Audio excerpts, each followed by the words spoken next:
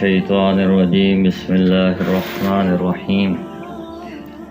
الیہ یرد علم الساعة صدق اللہ العظیم۔ 24ویں پارہ کے آخر میں اللہ کے عدل کامل کا بیان تھا، جس کی وجہ سے قیامت کے دن کسی پر ظلم نہیں ہوگا۔ اب 25ویں سپارے کے اندر قیامت کے وقوع کی متعین تاریخ کا علم صرف اللہ ہی کے پاس ہے کہ قیامت کب قائم ہوگی۔ ہر آدمی اپنے کام میں مگن ہوگا، اچانک جو ہے وہ قیامت آ جائے گی۔ اس دن اللہ تعالیٰ مشرکوں سے سوال کرے گا کہ کہاں گئے میرے وہ شریک جن کی تم عبادت کرتے تھے، اللہ کو چھوڑ کے ان کو پکارتے تھے، اور وہ انتہائی شرمندگی کے ساتھ جواب دیں گے کہ آج ہمارے درمیان کوئی بھی ایسا فرد نہیں ہے جو تیرے شریک کا اقرار کرتا ہو،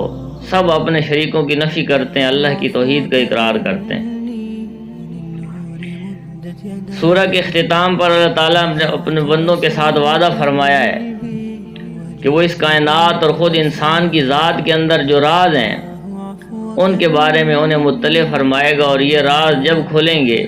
تو ہر کوئی جان لے گا کہ یہ قرآن جو ہے یہ برحق ہے، یہ کتاب برحق ہے۔ اللہ کا یہ وعدہ سچا تھا، اور گزشتہ 1400 سال سے اس وعدہ کو اللہ تعالیٰ پورا فرما رہا ہے۔ کائنات اور انسان کے بارے میں ایسے ایسے انکشافات ہو رہے ہیں جن کا قدیم زمانے کے انسان نے کبھی تصور نہیں کیا تھا۔ بالخصوص ہمارے زمانے میں انکشافات اور ایجادات اور تحقیقات جدید ہو رہی ہیں۔ کوئی دن نہیں جاتا جب انسان اور کائنات کے بارے میں کوئی نئی تحقیق اور کوئی نیا انکشاف سامنے نہ آئے۔ تو یہ اللہ جل شانہ کا وعدہ ہے۔ اس سورہ مبارکہ کے بعد سورۃ الشورى ہے، یہ مکی سورت ہے، اس میں 53 آیات اور 5 رکوع ہیں، اور اس سورہ مبارکہ کا آغاز بھی قرآن کریم کی عظمت بیان کرنے سے ہوتا ہے، اور اس کے ساتھ ہی آپ صلی اللہ علیہ وسلم کو خطاب کیا گیا ہے کہ اسی طرح تمہاری طرف اور تم سے پہلے لوگوں کی طرف وحی بھیجی گئی، اور اللہ جل شانہ جو کہ غالب اور حکیم ہے۔ تو گویا وحی کا سرچشمہ اولین اور آخرین کے لیے ایک ہی رہا۔ جتنے بھی انبیاء علیہ السلام آئے ہیں ان سب کے لیے جو وحی کا سرچشمہ تھا وہ اللہ جل شانہ کی ذات تھی۔ اللہ کی طرف سے جو ہے وحی آتی رہی، درمیان میں اللہ کی عظمت اور جلال بیان کرنے کے بعد پھر وحی اور قرآن ہی کا ذکر ہے۔ تو گویا کہ سورۃ الشورى کا جو موضوع ہے وہ وحی اور رسالت کا بیان ہے۔ وحی اور رسالت کے مضمون ہی کو مؤکد کرنے کے لیے اللہ تعالیٰ نے یہ فرمایا ہے کہ اللہ کے نزدیک دین ایک ہی ہے۔ تمام انبیاء ایک ہی دین کی دعوت لے کر دنیا میں تشریف لائے۔ ان کی شریعتیں مختلف تھیں، احکامات مختلف تھے، لیکن ان سب کا دین ایک ہی تھا، یعنی دین اسلام۔ حضرت نوح علیہ السلام، حضرت ابراہیم، حضرت موسیٰ، حضرت عیسیٰ علیہ السلام کو اسی دین کی دعوت کے لیے دنیا میں اللہ تعالیٰ نے بھیجا تھا، اور ان کے متبعین کو تفرقہ سے سختی سے منع کیا گیا۔ لیکن اہل کتاب حسد اور عناد کی بنا پر تفرقہ میں مبتلا ہوئے، تو اللہ تعالیٰ نے ان کے اس اختلاف کو مٹانے کے لیے اور قول فیصل سنانے کے لیے آقا نامدار محمد عربی صلی اللہ علیہ وسلم کو اللہ تعالیٰ نے مبعوث فرمایا، اور آپ کو حکم دیا کہ آپ اسی دین کی طرف دعوت دو جس طرح تمہیں حکم دیا گیا ہے، اور اس پر مضبوطی سے قائم ہو جاؤ، اور ان لوگوں کی خواہشات کی اتباع نہ کرو۔ تو جیسے جیسے یہ صورت آگے بڑھتی ہے وحی اور رسالت کے ساتھ اس کا تعلق اور واضح ہو جاتا ہے، اور اس کے بعد اللہ تعالیٰ نے اپنی قدرت کے دلائل اور تکوینی آیات بیان فرمائی ہیں، اور ان کی طرف بھی ذہنوں کو متوجہ کیا ہے، اور ایمان والوں کی صفات بیان فرمائی ہے کہ ایمان والوں کے اندر کیا صفات ہونی چاہیے۔ ایمان والے اپنے رب پر بھروسہ رکھتے ہیں، بڑے بڑے گناہوں اور بے حیائی کے کاموں سے پرہیز کرتے ہیں، اگر غصہ آ جائے تو معاف کر دیتے ہیں، اللہ کی فرمانبرداری کرتے ہیں۔ ایمان والے نماز کی پابندی کرتے ہیں، اور اپنے کام آپس کے مشورے سے کرتے ہیں،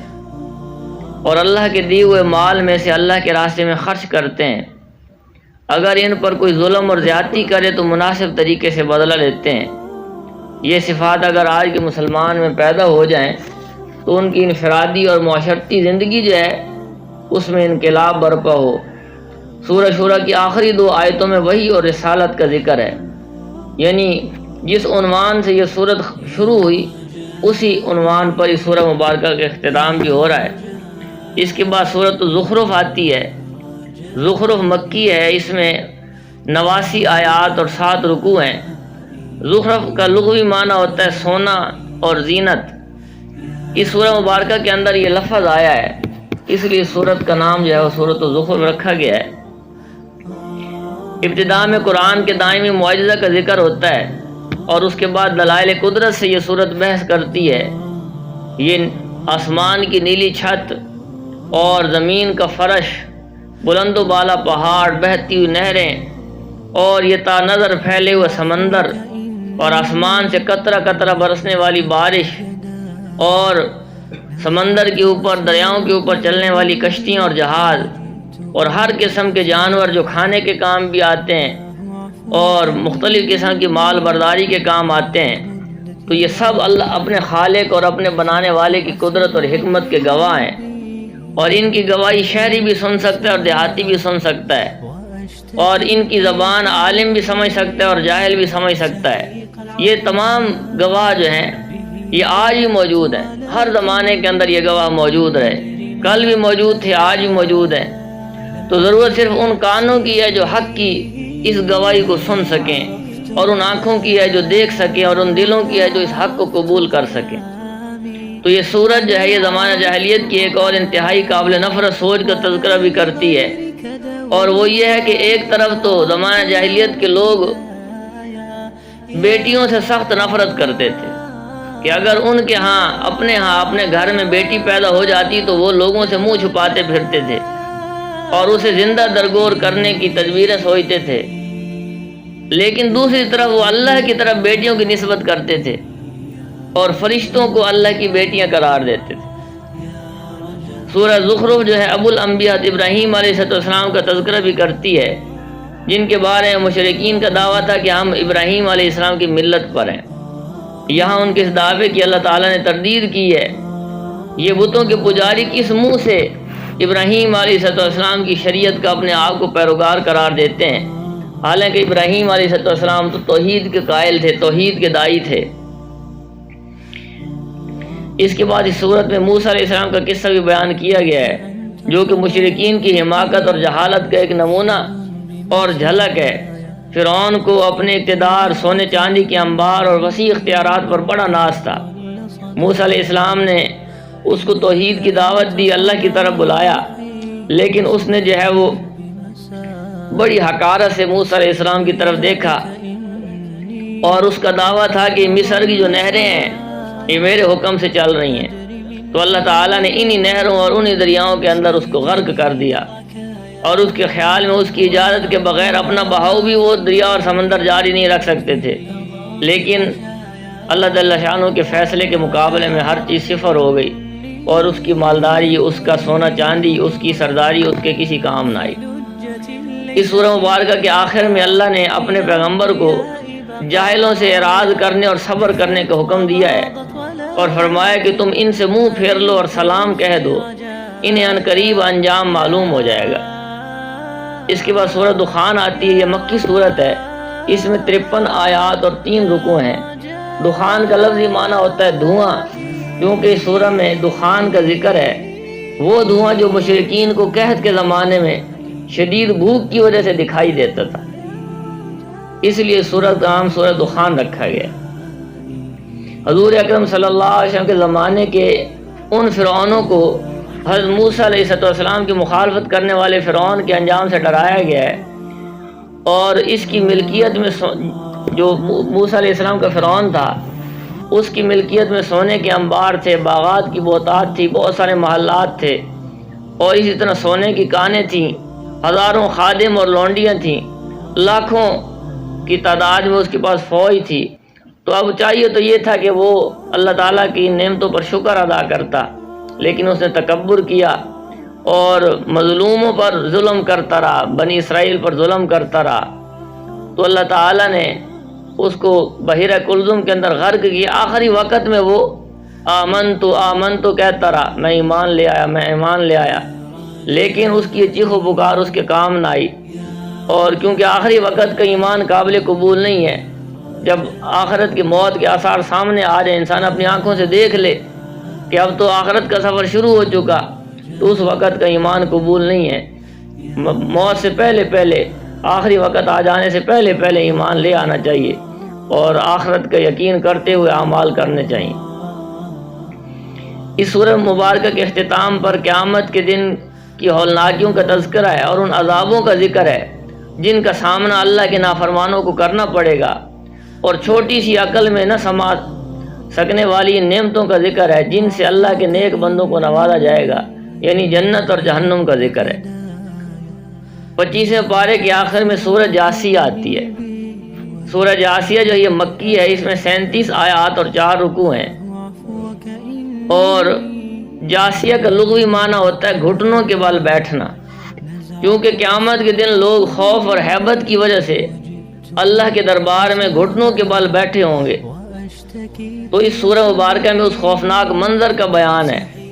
اس لیے اسے سورہ جاسیہ کہا جاتا ہے۔ اس سورہ مبارکہ کی ابتدا بھی قرآن کریم کی عظمت کو بیان کرنے سے ہوتی ہے، اور پھر اللہ تعالیٰ نے ان تکوینی نشانیوں کو بیان کیا ہے